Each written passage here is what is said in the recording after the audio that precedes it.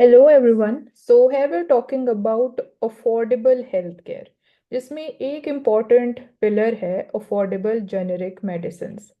अब हम कैसे we can make affordable generics more reliable, how that can be done. So it is not merely limited to the price of the generic medicines, which is one of the advantages, but what about the quality of medications, the efficacy or the safety of medicines? So हम क्या कर सकते हैं? What are the solutions? As has been suggested by different committees like Bhatia Committee 1954 में जो बनाई गई, हाथी committee is there, Mashelkar committee बनाई गई 2003 में. So they recommended कि we need to streamline जो हमारा manufacturing process है to maintain drugs physical and chemical properties. We need to ensure that there is adequate enforcement of stability testing so that there is efficacy under diverse climatic conditions.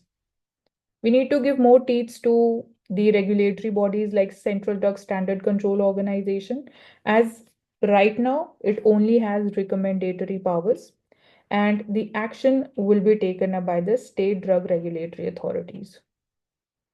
Another thing that we can do is we can establish more central drug testing labs. So capacity building is needed.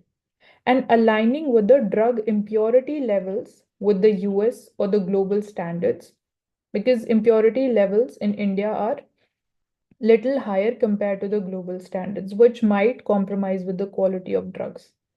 And we can mandate periodic reassessment of all the approved generics to build confidence in the drug quality, which can also boost the exports, as India has a vision of being the world's pharmacy. So, along with this, we also need retrospective applicability to the generics which have been approved before 2018. What about their quality?